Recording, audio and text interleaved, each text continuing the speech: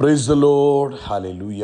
സ്തോത്രം സ്തോത്രം സ്തോത്രം സ്തോത്രം സ്തോത്രം സ്തോത്രം. കർത്താവിൻ്റെ അതിപരിശുദ്ധമായ തിരുനാമം ഈ അനുഗ്രഹിക്കപ്പെട്ട പ്രഭാതത്തിൽ വാഴ്ത്തപ്പെടുമാറാകട്ടെ. പ്രിയപ്പെട്ട ദൈവമക്കളെ, നമുക്ക് ഒരുമിച്ച് 2026 മെയ് മാസം 5-ാം തീയതി നമ്മുടെ പ്രാർത്ഥനയുടെയും ഉപവാസത്തിൻ്റെ രണ്ടാമത്തെ ദിവസം ചൊവ്വാഴ്ച പ്രഭാതത്തിൽ കർത്താവിനെ ആരാധിക്കുവാൻ, സ്തുതിക്കുവാൻ സ്വർഗീയ പിതാവ് നമുക്ക് ഒരുക്കി തന്നിരിക്കുന്ന നല്ല സമയത്തിനായിട്ട് കർത്താവിന് സ്തോത്രം ചെയ്യാം. സ്തോത്രം സ്തോത്രം സ്തോത്രം സ്തോത്രം സ്തോത്രം. കഴിഞ്ഞ പകൽക്കാലം മുഴുവൻ കർത്താവ് നമ്മളെ കാത്തു പരിപാലിച്ചില്ലേ? ഓർത്ത് നോക്കിയിട്ട് കർത്താവിനൊന്ന് സ്തോത്രം പറഞ്ഞു. കഴിഞ്ഞ പകൽക്കാലം നമ്മുടെ യാത്രകളിൽ കർത്താവിൻ്റെ കൃപയുണ്ടായിരുന്നു. നമ്മൾ ഇടപെട്ട ഇടങ്ങളിലൊക്കെ ദൈവത്തിൻ്റെ കൃപയുണ്ടായിരുന്നു. അനർത്ഥങ്ങളെ കർത്താവ് ഒഴിവാക്കി, രോഗങ്ങളിൽ നിന്ന് നമ്മളെ വിടുവിച്ചു. സമാധാനത്തോടെ കർത്താവ് കഴിഞ്ഞ പകൽക്കാലം നമ്മളെ സൂക്ഷിച്ചതിനായിട്ട് കർത്താവിന് സ്തോത്രം സ്തോത്രം സ്തോത്രം സ്തോത്രം സ്തോത്രം. രാത്രികാലം നല്ലവണ്ണം ഉറങ്ങുവാൻ കർത്താവ് സഹായിച്ചല്ലോ. കർത്താവിൻ്റെ കൃപ. ആമേൻ. കരമുയർത്തി പറ, കർത്താവിൻ്റെ കൃപ. സ്വസ്ഥമായി ഉറങ്ങുവാൻ കർത്താവ് സഹായിച്ചതിന് കരമുയർത്തി കർത്താവിന് നന്ദി പറഞ്ഞ്, നന്ദിയോടെ സ്തോത്രം, നന്ദിയോടെ സ്തോത്രം, നന്ദിയോടെ സ്തോത്രം സ്തോത്രം. ആരോഗ്യത്തോടെ സൗഖ്യത്തോടെ ഈ പ്രഭാതത്തിൽ നമ്മളെ എഴുന്നേൽപ്പിച്ചില്ലേ? അതും കർത്താവിൻ്റെ കൃപയല്ലേ? നമ്മളെപ്പോലെ കിടന്നുറങ്ങി അനേകർ ഉണരാതെ പോയപ്പോൾ, അനേകർ ബലഹീനരായി പോയപ്പോൾ കർത്താവിൻ്റെ കൃപയാൽ നമുക്ക് ആരോഗ്യത്തോടെ എഴുന്നേൽക്കുവാൻ കർത്താവ് കൃപ ചെയ്തതിനായിട്ട് നമ്മുടെ കരങ്ങളെ ഉയർത്തി കർത്താവിന് സ്തോത്രം ചെയ്യാം. സ്തോത്രം സ്തോത്രം സ്തോത്രം സ്തോത്രം സ്തോത്രം സ്തോത്രം സ്തോത്രം. ഈ പകൽക്കാലം കർത്താവ് നമ്മളെ ജയോത്സവമായി നടത്തുന്നതിന് സ്തോത്രം ചെയ്യാം. അതിശയമായി നടത്തുന്നതിന് സ്തോത്രം ചെയ്യാം.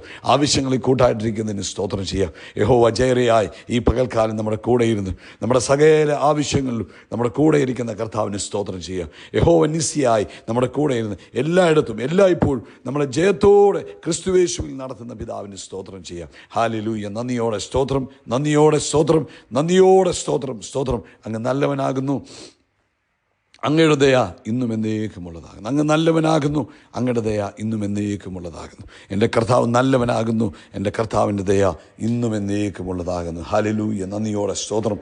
സങ്കീർത്തനക്കാരൻ ഇങ്ങനെ പറഞ്ഞു, 116-ാം സങ്കീർത്തനം 7-ാം വാക്യത്തിൽ പറയുന്നു, എൻ മനമേ നീ വീണ്ടും സ്വസ്ഥമായിരിക്കുക, യഹോവ നിനക്ക് ഉപകാരം ചെയ്തിരിക്കുന്നു.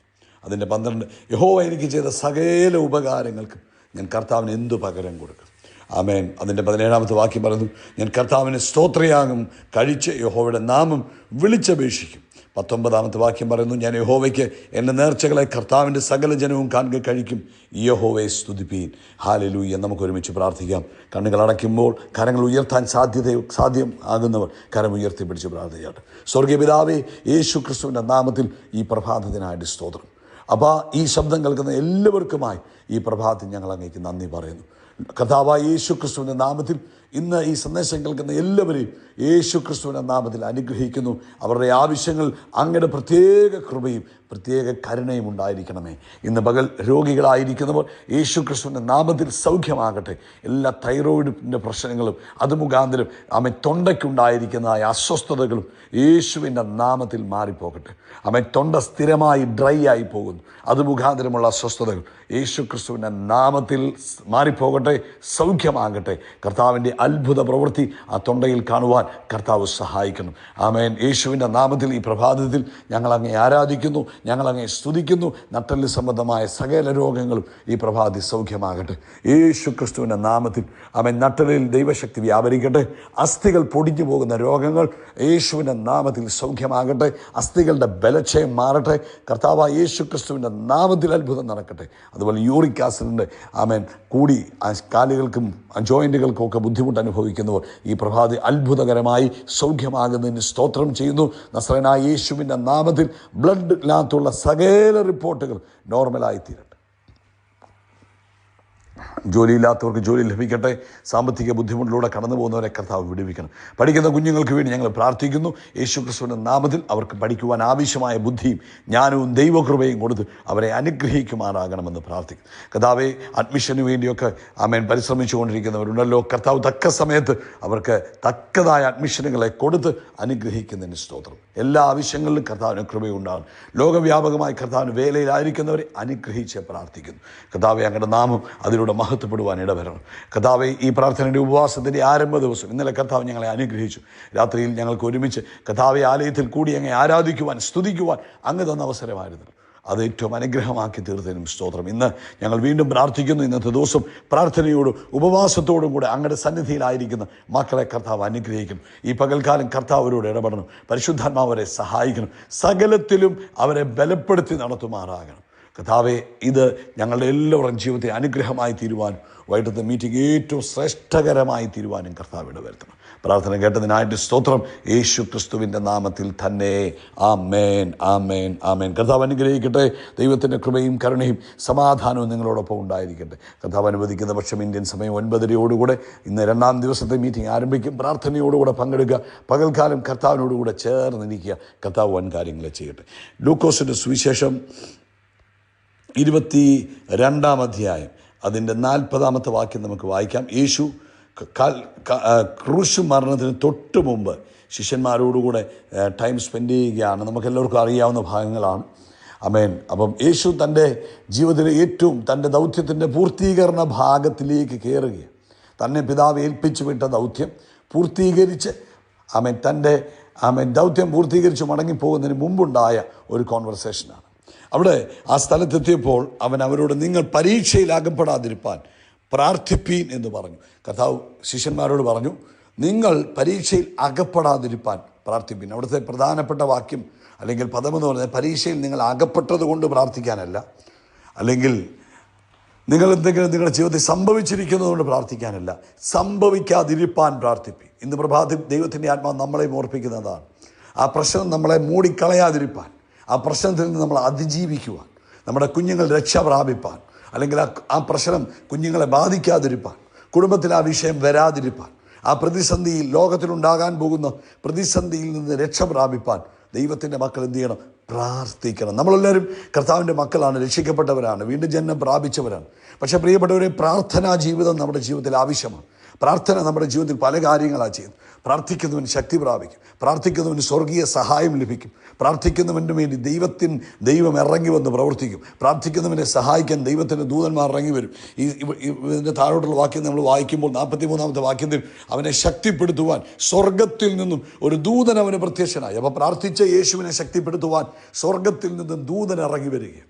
അപ്പോൾ കർത്താവോട് പറയുക, ശിഷ്യന്മാരോട് പറയുക, നിങ്ങൾ പരീക്ഷയിൽ അകപ്പെടാതിരിപ്പാൻ, വരാൻ പോകുന്ന പ്രശ്നത്തിൽ നിങ്ങൾ പെട്ടുപോകാതിരിപ്പാൻ നിങ്ങൾ എന്ത് ചെയ്യണം? പ്രാർത്ഥിക്കണം. പക്ഷേ കർത്താവ് പ്രാർത്ഥിച്ചിട്ട് തിരിച്ചു വരുമ്പോൾ അവൻ 45-ാമത്തെ വാക്യം വായിക്കുമ്പോൾ അവൻ പ്രാർത്ഥന കഴിഞ്ഞ് എഴുന്നേറ്റ് ശിഷ്യന്മാരുടെ അടുക്കൽ ചെന്നു. അവർ വിഷാദത്താൽ ഉറങ്ങുന്നത് കണ്ട് അവരോട്, നിങ്ങൾ ഉറങ്ങുന്നത് എന്ത്? വീണ്ടും പറയുക, പരീക്ഷയിൽ അകപ്പെടാതിരിപ്പാൻ എഴുന്നേറ്റ് പ്രാർത്ഥിപ്പീൻ.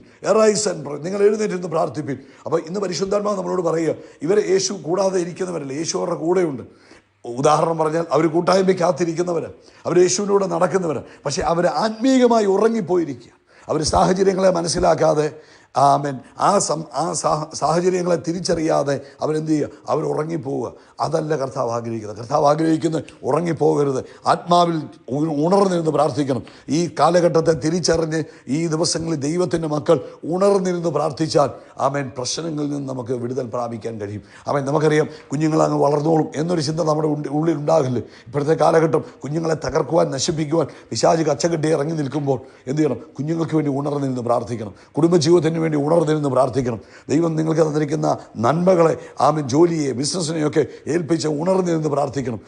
ദൈവ വേലക്കാർക്ക് വേണ്ടി ഉണർന്നിരുന്ന് പ്രാർത്ഥിക്കണം. സഭയ്ക്ക് വേണ്ടി ഉണർന്നിരുന്ന് പ്രാർത്ഥിക്കണം. അതുകൊണ്ട് ഈ ദിവസങ്ങളിൽ പ്രിയപ്പെട്ടവരെ, പ്രശ്നം വന്നതിന് ശേഷമല്ല പ്രാർത്ഥിക്കേണ്ടത്, പ്രശ്നം വരുന്നതിന് മുമ്പ് പ്രാർത്ഥിക്കണം. ഹിഡൻ എഡിമീസ്, ഹിഡൻ അജൻഡാസ് ശത്രു പ്ലാൻ ചെയ്യുമ്പോൾ അതിനെയൊക്കെ മുൻകണ്ടുകൊണ്ട് ആത്മാവിൽ പ്രാർത്ഥിക്കുവാൻ ഇന്ന് പ്രഭാതത്തിൽ ദൈവത്തിൻ്റെ ആത്മാവ് ഈ സന്ദേശത്തിലൂടെ നമ്മളെ ഓർപ്പിക്കുക. നമുക്കറിയാം, പത്രോസ് പ്രാർത്ഥിച്ചില്ല, പത്രോസ് എന്ത് ചെയ്തു?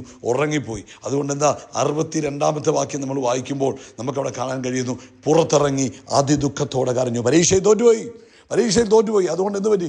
പുറത്തിറങ്ങി അതിദുഃഖത്തോടെ കരഞ്ഞു. യേശുവിനെ 3 പ്രാവശ്യം തള്ളി പറഞ്ഞു. അതിൻ്റെ വേദനയിൽ കരയുക. ആ കരച്ചിൽ ഉണ്ടാകാതിരിക്കാനായിരുന്നു കർത്താവ് പറഞ്ഞ പ്രാർത്ഥിച്ചോളാൻ. ഇന്ന് പ്രഭാതത്തിലും കർത്താവ് നമ്മളെ വീണ്ടും ഓർപ്പിക്കുന്നു. ഈ പ്രാർത്ഥനയുടെ ഉപവാസത്തിൻ്റെ 2-ാമത്തെ ദിവസം കുഞ്ഞെ, ഈ പ്രാർത്ഥനയും ഉപവാസമൊക്കെ സഭ സംഘടിപ്പിക്കുമ്പോൾ അതിനെ ഉപേക്ഷയായി വിചാരിക്കാതെ, അതിനെ ലളിതമായി കാണാതെ, അതിനെ തള്ളിക്കളയാതെ, അതിനെ നിരസിച്ച് കളയാതെ ഉണർന്നിരുന്ന് പ്രാർത്ഥിപ്പാൻ, പരീക്ഷയിൽ അകപ്പെടാതിരിപ്പാൻ, പ്രശ്നത്തിൽ അകപ്പെടാതിരിപ്പാൻ, പ്രതിസന്ധിയെ അതിജീവിപ്പാൻ പ്രാർത്ഥിപ്പാൻ ഹല്ലേലൂയ ദൈവത്തിൻ്റെ ആത്മാവ് നമ്മളെ ഓർപ്പിക്കുന്നു. ഉണർന്നിരുന്ന് പ്രാർത്ഥിക്കുക. ഇന്ന് ആമേൻ പകൽക്കാലം നിങ്ങൾ പ്രാർത്ഥിക്കുക. ഇന്ന് രാത്രിയിൽ സഭ കൂടി വരുമ്പോൾ കൂടെ ഇരുന്ന് പ്രാർത്ഥിക്കുക. ആമേൻ നിങ്ങളുടെ ജീവിതത്തിലെ പ്രശ്നങ്ങളിൽ നിന്ന് പുറത്തു വരുവാൻ, പ്രതിസന്ധികളിൽ അകപ്പെട്ടു പോകാതിരിപ്പാൻ, ആമേൻ കുടുംബത്തിന് വേണ്ടി, ദേശത്തിന് വേണ്ടിയൊക്കെ ദൈവമക്കൾ എന്ത് ചെയ്യണം? ഉണർന്നിരുന്ന് പ്രാർത്ഥിക്കണം. ദൈവം നമ്മളെ ഏൽപ്പിച്ചിരിക്കുന്ന ദൗത്യമാണത് കേട്ടോ. കർത്താവ് നിങ്ങളെ അനുഗ്രഹിക്കട്ടെ. ഈ പ്രഭാതത്തിൽ ആമേൻ പത്രോസ് ഉറങ്ങിപ്പോയി. അതുകൊണ്ട് എന്ത് പറ്റി? പത്രോസ് അതിദുഃഖത്തോടെ പുറത്തിറങ്ങി കരയുക, കർത്താവെ അബദ്ധം പറ്റിപ്പോയി, അയ്യോ പ്രശ്നത്തിൽ പെട്ടുപോയി, പരീക്ഷയിൽ തോറ്റുപോയി. അങ്ങനെ വരാതിരിപ്പാൻ കർത്താവ് നമ്മളോട് പറയുന്നു. ഈ ഉപവാസത്തിൻ്റെയും പ്രാർത്ഥനയുടെ ദിവസങ്ങൾ പ്രാർത്ഥനയുടെ ദിവസങ്ങളായി മാറട്ടെ, പ്രാർത്ഥനയിൽ പോരാടുന്ന ദിവസങ്ങളായി മാറട്ടെ, പ്രാർത്ഥനയിൽ മുന്നേറുന്ന ദിവസങ്ങളായി മാറട്ടെ. കർത്താവ് നിങ്ങളെ പ്രാർത്ഥിപ്പാൻ പ്രത്യേക കൃപ തന്ന് അനുഗ്രഹിക്കട്ടെ. ആമേൻ. ശത്രു മറച്ചു വെച്ചിരിക്കുന്ന അപകടങ്ങൾ, ശത്രു മറച്ചു വെച്ചിരിക്കുന്ന പദ്ധതികൾ എല്ലാം ആമേൻ തകർന്നു പോകുന്ന പ്രാർത്ഥന യേശുവിൻ്റെ നാമത്തിൽ ദൈവമക്കളുടെ ഇടയിൽ ഉണ്ടാകട്ടെ. കർത്താവെ ഞാൻ ഇവരെ അനുഗ്രഹിക്കുന്നു. പ്രാർത്ഥിക്കുന്നവരായി മാറട്ടെ. ആമേൻ. സ്പിരിച്വലി സെൻസിറ്റീവായി മാറട്ടെ. ഉറങ്ങിപ്പോകാതെ പ്രാർത്ഥിക്കുന്നവരായി തീരട്ടെ യേശുവിൻ നാമത്തിൽ തന്നെ. ആമേൻ, ആമേൻ, ആമേൻ. പ്രിയപ്പെട്ടവരെ, ആമേൻ. പ്രാർത്ഥിക്കുക. വൈകിട്ടത്തെ മീറ്റിങ്ങിൽ തക്ക സമയത്ത് വന്ന് പങ്കെടുക്കുക. കർത്താവ് നിങ്ങളെ അനുഗ്രഹിക്കട്ടെ. ആമേൻ. അവൻ നമ്മുടെ തലയെ എണ്ണ കൊണ്ട് അഭിഷേകം ചെയ്യും. നമ്മുടെ പാനപാത്രം നിറഞ്ഞു കവിയും. നന്മയും കരുണയും നമ്മുടെ ആയുഷ്കാലമൊക്കെ നമ്മളെ പിന്തുടരും. ആമേൻ. നമ്മളെ യഹോവയുടെ ആലയത്തിൽ ദീർഘകാലം വസിക്കും. ആകാശത്തിലെ നക്ഷത്രങ്ങൾ പോലെ, കടൽക്കരയിലെ മണൽത്തരി പോലെ നമ്മൾ അത്യന്തം വർദ്ധിച്ചു പെരുകും. We are blessed. We are really blessed. We are permanently blessed and highly favoured. God bless you. God bless you. God bless U.